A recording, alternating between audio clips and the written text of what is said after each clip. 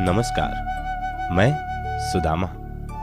याद तो होगा आपको, श्री कृष्ण का सबसे प्रिय सखा। न जाने क्यों आज मन बहुत व्याकुल हो रहा है। हरि की मनमोहक छवि आंखों से ओझल ही नहीं हो रही। रह रहकर आज मुझे मेरे सखा, मेरे कृष्ण की अनोखी लीलाएं याद आ रही हैं।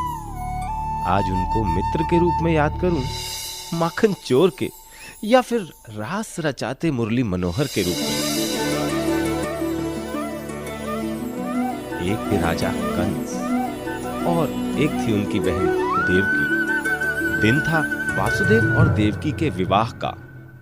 तो आओ ले चलें आपको उस दौर में जहां सजा था दरबार राजा कंस का और हो रही थी तैयारी देवकी और वासुदेव के विवाह की।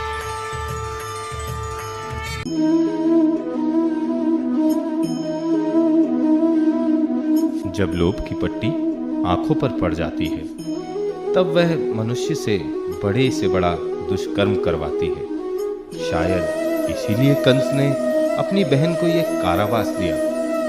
जहां एक ओर कंस ने बड़े ही प्रेम से अपनी बहन का हाथ वासुदेव के हाथ में दिया, वहीं दूसरी ओर निष्ठुर बनते हुए उन्हें कारावास में डाल दिया। बहुत बलवान समझता है वह बालक खुद को। जरा सा बालक और कंस को चुनौती। जाओ वत्सासुर को पेश करो। वह बालक किसी भी हालत में बचना नहीं चाहिए। असंभव। इस मायावी बालक के लिए कोई बड़ी योजना बनानी पड़ेगी।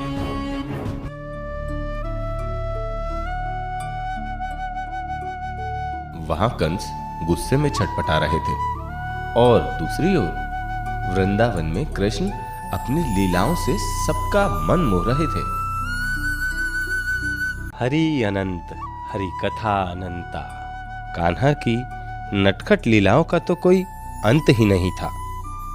कान्हा की चंचलता से गोपियां आनंद विभोर हो उठती थीं।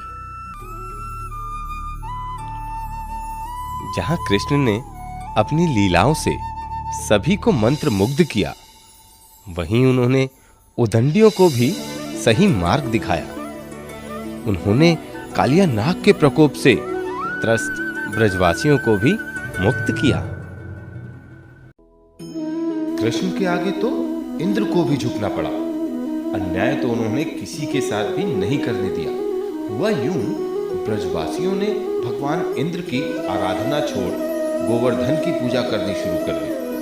इस बात से इंद्र भगवान ने क्रोधित होकर भारी वर्षा की, जिससे सारे संसार में त्राही त्राही मच गई।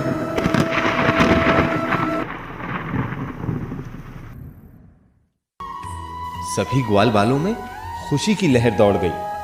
होली के त्योहार की तैयारियां जोर शोर से शुरू हो गई।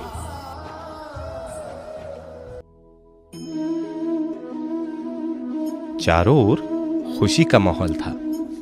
प्रभु की लीला तो अपरंपार है और उन सब लीलाओं में सबसे प्रिय थी गोपियों संग उनकी रास लीला।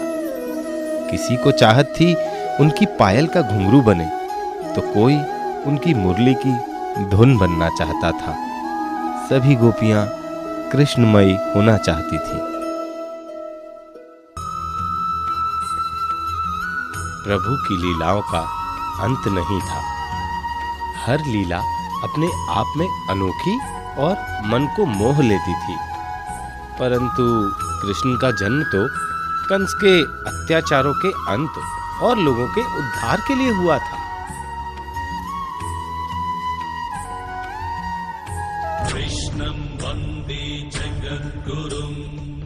कंस ने फिर एक षड्यंत्र रचा और एक कुश्ती प्रतियोगिता का आयोजन किया।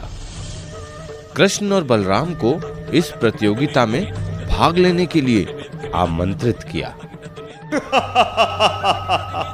जाओ चांडू मांडू, कृष्ण और बलराम को मल्ल युद्ध में हरा कर आओ।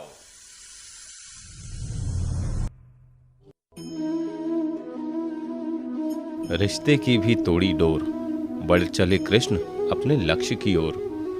हुआ ऐसा युद्ध घनघोर, हुआ अंत दुष्ट का, फैली खुशियां चारों ओर। जीवन चक्र चलता गया, समय के साथ श्री कृष्ण की लीलाएं भी बदलती रही। माखन चोर होकर भी श्री कृष्ण गोपियों के हृदय में बसे। कंस के जीवन के अंत के साथ हुआ अंत अत्याचार का। रचा महाभारत, देना था कर्मों का संदेश, सारथी बन अर्जुन को दिया गीता उपदेश।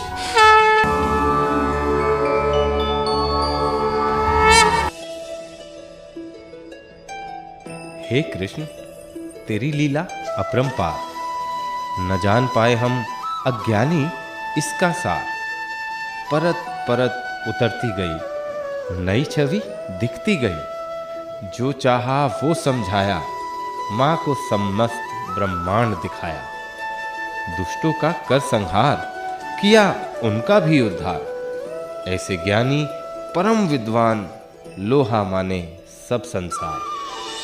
कर्म की पूजा करेंगे हम, फल की कामना ना करेंगे हम अज्ञानी बनेंगे सक्षम, नन्हे बालक तेरे अनुसार। दादी नानी माँ को दिखता तू ही मुझ में, कण कण में वस्तु कर हर दिल में। हे कृष्ण, तेरी लीला अपरंपार।